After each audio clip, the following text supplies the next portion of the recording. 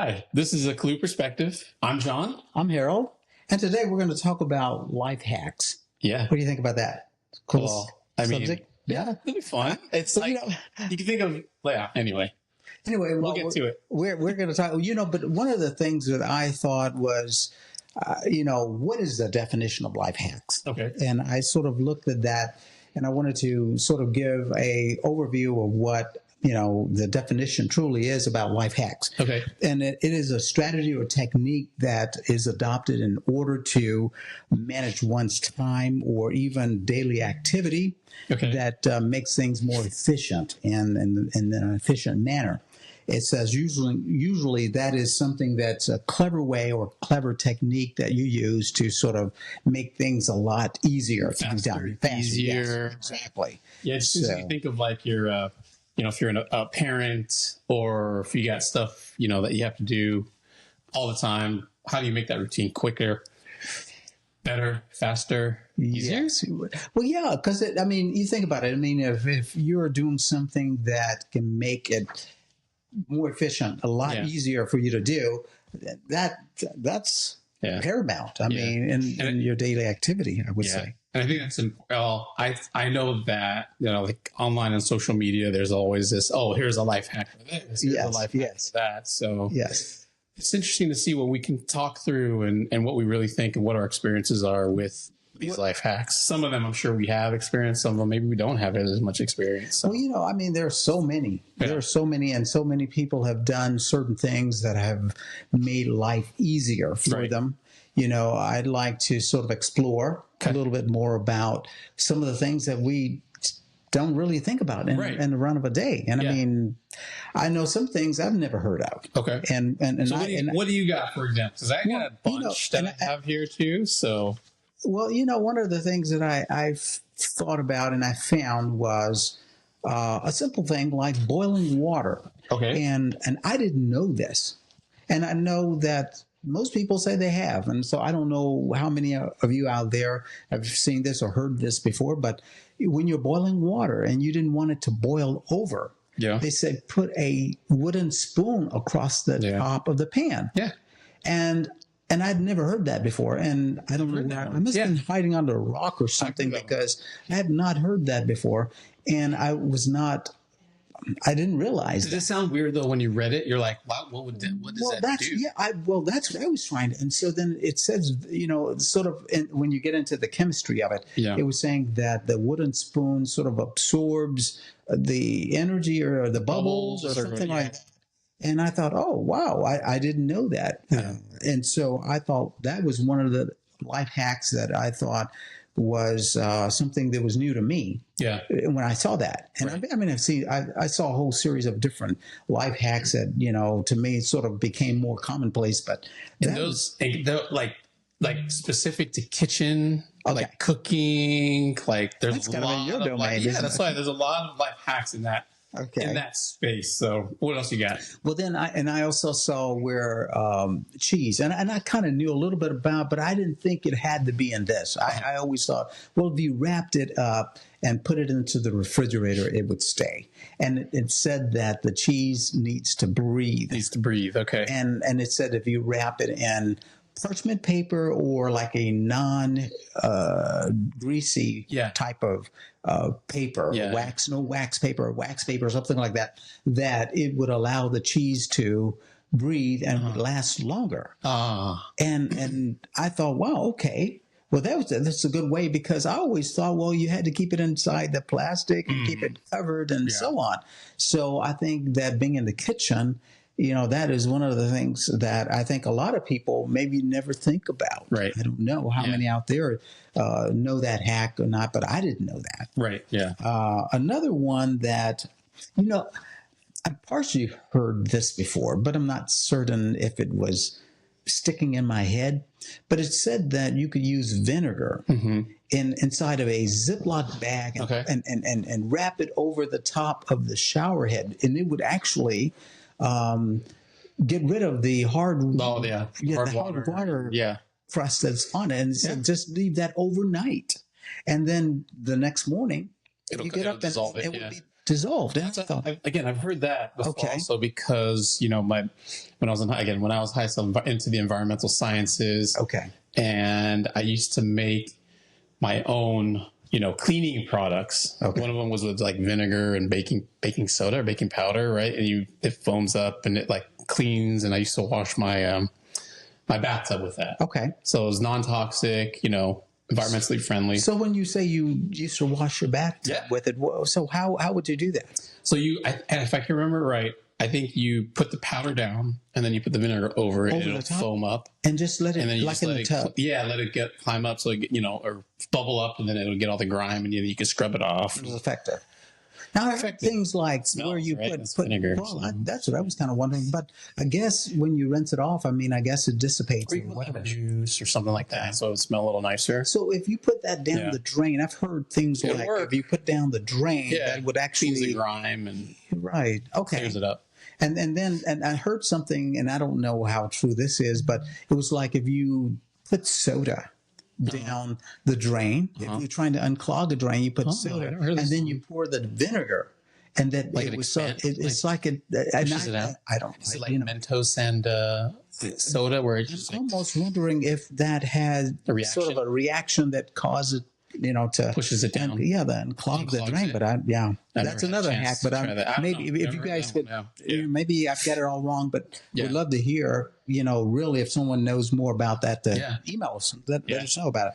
Now, one thing that I don't know if you know about this. A lot of times you have nice furniture and then sometimes you get a scuff mark on it. Okay. And that scuff mark is like, oh man, I got a blemish. And it bothers me when you have that. They say that you can take a walnut and you can actually move the walnut several times over the top of the blemish and then take your finger and rub that in. Oh, that one. Yeah, that's weird. The oil from the walnut itself would actually make that blemish vanish.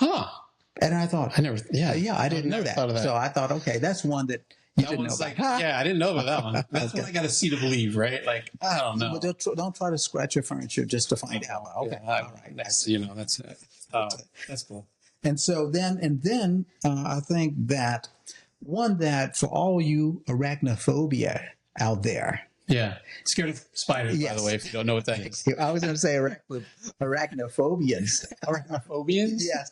There's like a society of people that don't like spiders. And I'm like one that I think over the years I've gotten a little bit more now. I'm not as afraid of spiders as I used to be. Oh my gosh, Yeah. But they say that you can mix I think it's half and half. It's water and you dilute it with peppermint oil. Okay. And you can spray that around the edges of your door and your windows, and it'll prevent spiders from coming into your home. Oh, that's cool. It's like a natural repellent. Like a natural repellent. And the spiders, they don't like the peppermint oil. That's interesting. And I thought, I didn't know that. And it's kind of a simple thing, and it's non-toxic. Mm-hmm. So if you've got kids or dogs or pets or things around like that, you could do that, and it would probably eliminate those spiders that you've seen come in and they build around the edges of your home. That's interesting. Like that. So, Hey, just thinking about like that, chalk, right, with ants. Okay, yeah. Right. But see, I remember that, but there was a certain kind of chalk, though, I thought. Yeah, I don't know. So like for growing up, in the Asian stores, Asian markets, they sold this specific chalk that actually killed, which I think is probably illegal to sell now. Okay. But it had some type of something with it where it would actually they will actually die. And now I can tell you, did you ever try that? Did you ever try that? Like, did you ever find that chalk? Oh yeah, we had it all the time. Okay, because I was going to say that I remember. What the box looks like. Okay. Like it's like it has a roach on it or an ant on it. It has like a orange and yellow with a cross line out. I don't think it has a cross line on it because back in the day it was like it won't kill you. But it probably would. But I don't know. That's right. That's like rat poison. The thing that I remember as in the younger days, I remember this chalk, and then you would draw the line, and it was kind of like you drew the line. Ants, I dare you to cross this line. Yeah, they would come right up to it. What does that do? Maybe does that like touch their? They're all about scents. I thought I found out that it got into their joints. And stop them from moving, and it really stopped them. I mean, that's what I thought. Crazy. I remember that the something in the chalk got into their joints. Irritate. Yeah, it got into their joints, and it stopped. So they know to avoid it. Yes, go around it. That's what I was. So it would stop lines of ants from coming in. Yeah, with chalk. With chalk. That's crazy. And, they drew the line. Asian drew chalk the line in the sand. Don't come across it killed them. Oh, really? Okay.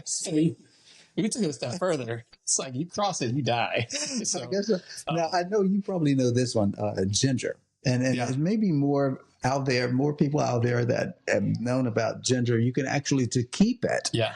Put it in the freezer. That's right. But you would actually peel it. What I was going to say, peel it, slice it into pieces, and then you can actually portion out what you think you might use and freeze those. Yeah. And it'll last for a long time. A long time. That's where we keep ours is in the freezer. But we don't even grate it. We don't even peel it. Okay. Just leave it whole. Really? Yeah. Okay. Because then you can just grate it using a grater. Okay. What would you do with the peel? Did you leave it on there? You leave the peel too? Yeah. We don't know. Okay. Okay. A little peel never hurt anybody, right? Okay, no. I just, that's a life hack. Yeah. Okay. So, and then now, I think that was what that's the ones that I found. Yeah. So, one more. Okay. I just thought about this, and I know a lot of you because I think when I mentioned it, it seemed like, it was kind of old news, but I didn't think about it. Maybe I just never knew it. Okay. Lighting a crayon, a simple crayon. That you could actually use it, and it would stay lit for if you start at the top. You light it at the top, it would stay lit like a candle. Slow burner. A slow burner for like up to an hour. Yeah. And I thought, wow, I didn't know that. So even if your lights went out, you had crayon, just simple crayon, and house you could actually create a candle. Yeah, just like using that. Yeah, just use if you didn't have. I didn't know that. Candle. Yeah. Yeah. So anyway, that was my hacks right there. I have a few, and it's maybe a little different, kind of like. Okay. More could be, some of them are like life hacks where can help you do things and things like that and makes it easier for you. But then we get deeper, right? Okay. Into almost like self-help. Oh, really? Yeah. So but I'll name off a few of what I have. So the first one I have is like to say it out loud. For instance, where you park. Okay. And for instance, if I'm parking at, I don't know, somewhere where it's really busy and parked and let's say something like Disney. Yeah, Disneyland, right? Okay. So one, obviously you could take a picture of where you are. They usually have signs, it's whatever the character and the numbers. But say it also. Take a picture, say it, and say, hey, I parked at Goofy A or whatever, Goofy C or whatever, Mickey D, whatever. Say it. And I like it, Mickey D. Yeah. I didn't think about that. Right? Yeah. But then simple things like if you get into the house and you don't know where you put your keys, say where you put them. To say it out loud. Say it out loud and say, hey, kitchen counter. So what would be the thing that was sort of that you see that would make that sort of memorable? Or is it you saying, right? Okay. Because typically you remember things that you say. Okay. Not all the time.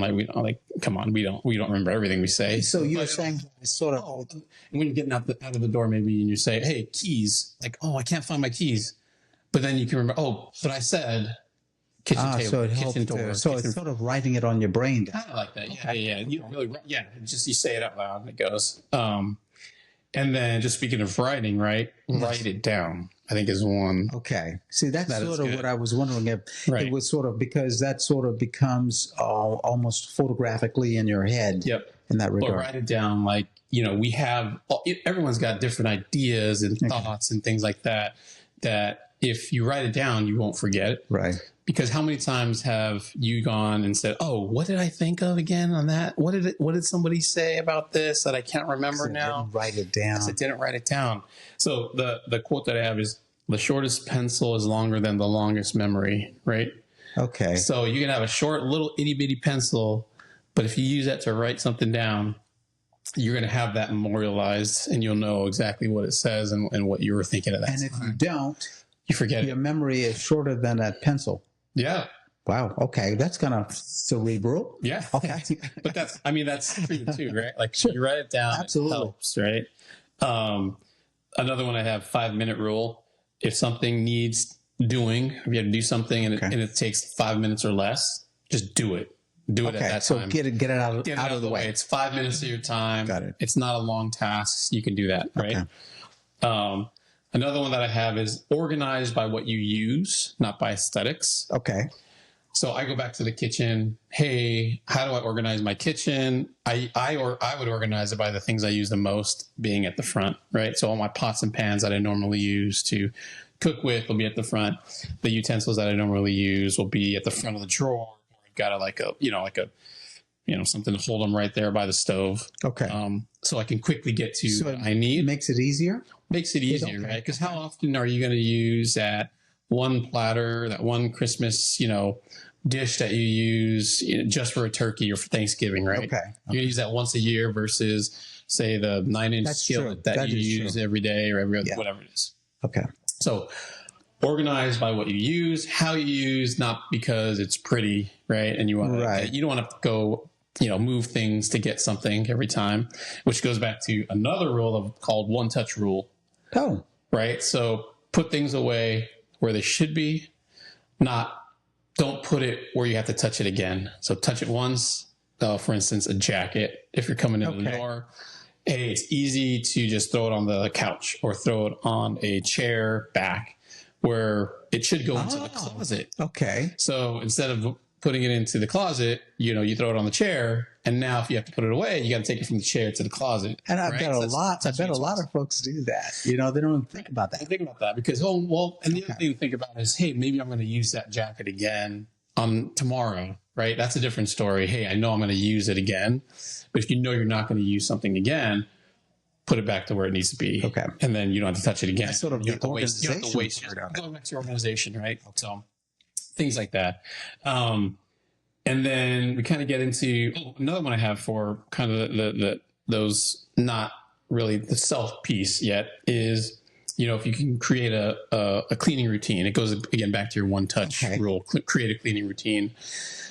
So how does that work though? I mean, so for instance, take 5 minutes every night to tidy up. Maybe it's to wipe down your kitchen counters. Okay. I like or it's to vacuum around the place that gets the heaviest use in your house. So that's a routine that you would do daily? You could do it daily. Okay. You could do it every other day, whatever you think is needed. But just create that type of routine and maybe save your bigger cleaning routine for a weekly, right? Okay, got it. Maybe I only wash my carpets once every 2 months. Okay.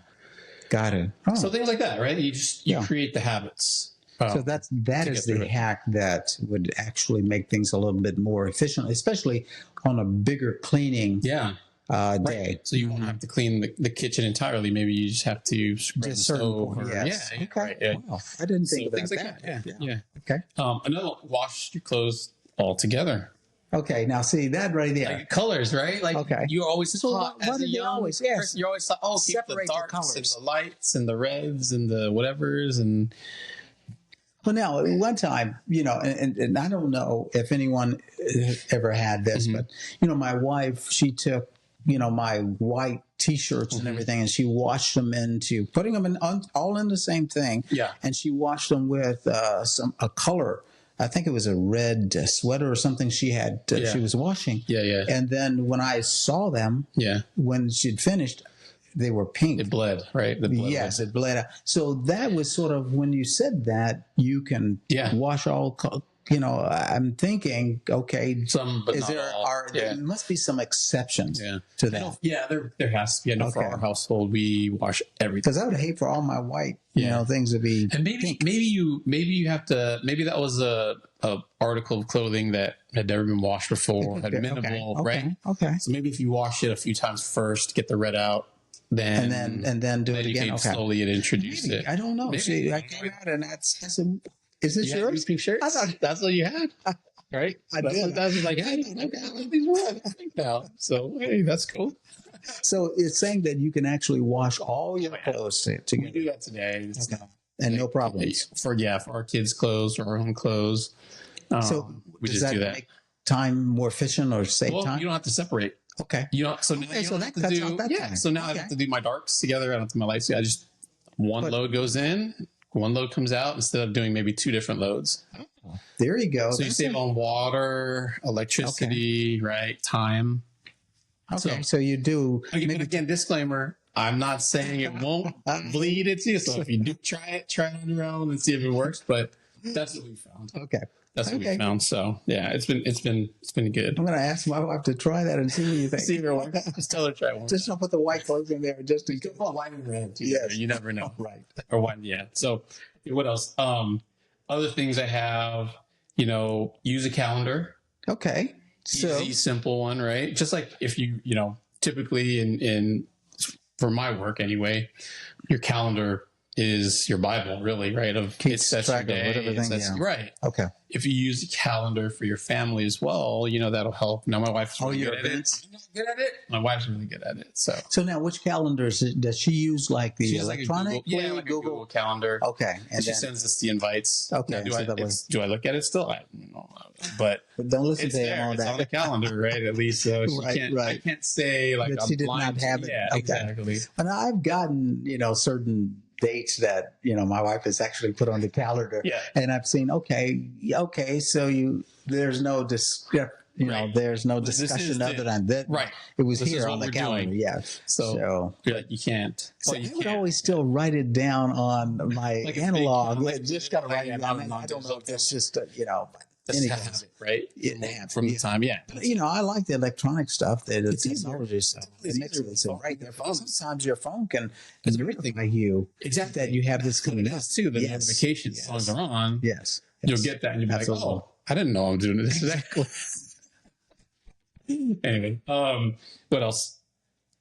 Other stuff kind of on the stay in touch with friends, right? Simple text messages. Hey, hello, how are you doing? How's Christmas? Merry Christmas. Happy Thanksgiving. Hey, happy birthday. You don't need to be in depth. I know life comes at everyone now with different things going on in their lives, family and kids and whatever else you got going on.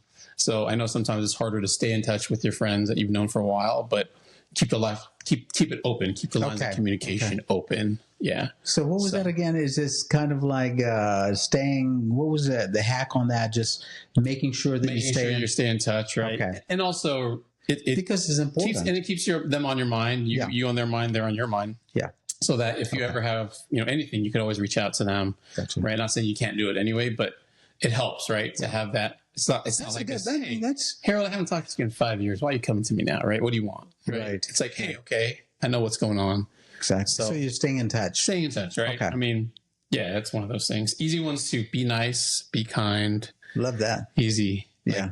Super simple hacks, right? You can just say, thank you, please. You're welcome. So if you make that sort of a common daily occurrence in your life, daily. Yeah. I mean, that's easy. That's an easy one. Yeah. I mean, super simple, right? Okay.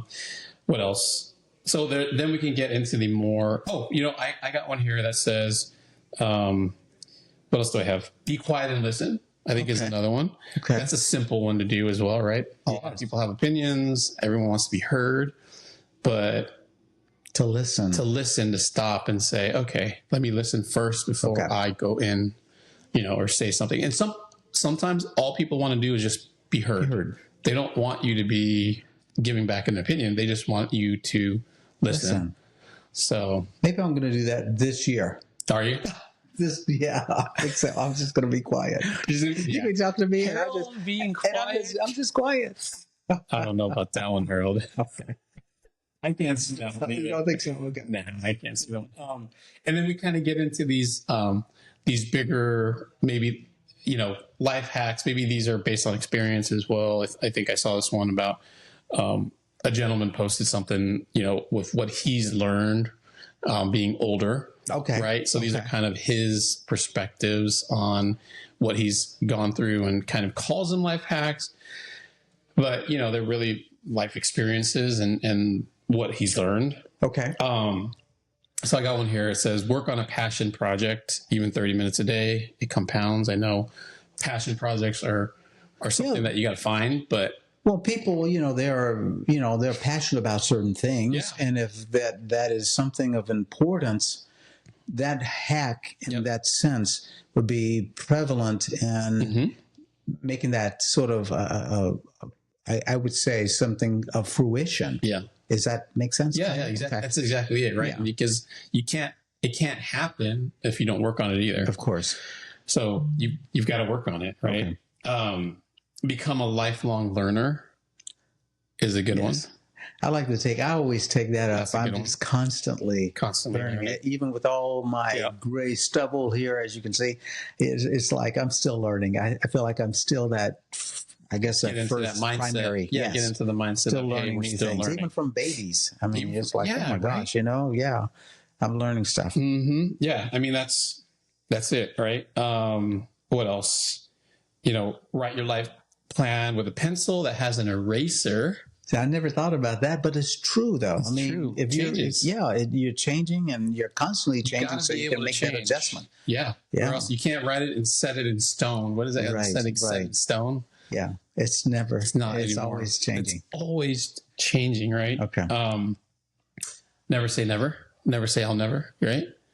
Don't give it up. I think you said that it was experience and someone's experience, and I would agree with that. It never. As you got older, it's like I'm never going to say never because I'm always saying never. Right. So exactly. You all say never to everything. Yes. And you won't get anything done. Right. Yeah. So what else? I like this one. People aren't thinking about you as much as you think. Okay. Right? That's words of wisdom. I mean, come on, right? Like, no one's thinking about me. Yeah. Well, I'm thinking about you right now, though. Here, okay, I got you right here too. So I'm thinking about you. How many other people? Right. So, right, and then I think that goes to show, like, don't value what other people think of you. What you think other people are thinking of you. Okay. Because no one's thinking of you. Yeah, because I mean, you're spending useless time doing that. It's all in the head. It's all in the head. Absolutely. It gets you going, and it doesn't stop. And that's not what we should be doing. Spending our time with anyway. Yeah, I agree. Wisdom. That's still a lot of cerebral thinking in this process. These were pretty cool. I thought they were pretty cool. So. Well, I mean, I think that as you're saying that, I mean, these are things that we don't necessarily think about, but they're very important. Yeah. Because in our daily activity, we spend that kind of useless time on those things, and we don't really think about that. So if you eliminate that, then it makes things a lot freer and fluid for you. It opens your mind mentally, right? Because now, of course, your mind is one of those things that if it gets stuck on something, and then it prevents you from doing a lot of things. That you could be doing. Yeah. Okay. One thing I didn't mention here, I put, which is not under that this others, but it's take care of yourself. Okay, that's important. Very important. Very important. The airplane example is what I have. Okay. Right. So remember if anybody's been on an airplane, or if you haven't. Yes. Okay.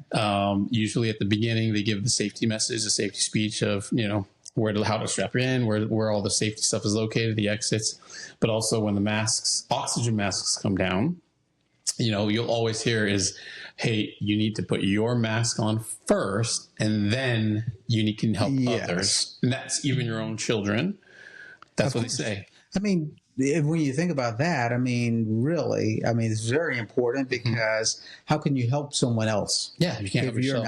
You're not able to help yourself. You're not there to help yourself. Yeah. So I think that one's really important for everyone to hear is just, you got to help yourself. You got to be mentally ready, prepared, stable so that you can help others after you're good. And that is taking care of yourself. That's taking care of yourself. Yeah. What else? There's a lot of other ones here. A lot of, we could be going on for a long time, but I'm sure that, hopefully some of these right here might resonate to the listeners here. Yeah. Maybe we'll finish with these last two. You can't control everything. Focus on what you can. Nice. Right? Nice. Yeah. And that's just the way it is. Yeah. And that's a really very profound statement, I would say, because a lot of times we're trying to control something in somebody that we cannot do. You can't. And why are we going to spend that kind of time and energy on that when you really the only one you can control is yourself? Exactly. And then so, for everything in life too. Absolutely. Business, and your work. You can't control everything. So, and it is what it is. Like you move with what you can control, and that's yourself. And then I like this one here. It says, learn to control your emotions. If you don't, someone else will. That's a very good one. It is true. We see this kind of thing in road rage. Yeah, right. someone out there is controlling your emotion when you're driving. Making you mad. And absolutely. You're the one getting riled up. And you're allowing that individual to control it. Yeah. I saw a lot of that today on the road. I just sat back and I saw that. And one person almost crashed into the side of someone's car just because, for whatever, their emotions was being controlled by the other driver that was over here who was basically pulling the strings. Yeah. Being Take a step back sometimes. You just say, look, just stand back and you say, okay. You can go, keep going on, dude, or whoever it is. And then that comes to the kind part. That comes to that kindness that you said. Okay. That's it. That's how we end every podcast here, every episode. So, we want to thank all our listeners to come back again and see us on our next episode. And follow us on all of our social. Okay. Let's see. Spotify, YouTube, Instagram, TikTok, and I think you got them all. And Facebook. I got it. You did. I was waiting to see you got it. Life hack. I got to keep saying it out loud. Over and again. Well, I think you got it. I got it. Yeah. It only took us 10 episodes in. I got it. You got it, John. Thank you for tuning in, and we'd love to see you again here. Okay. Bye. Take care.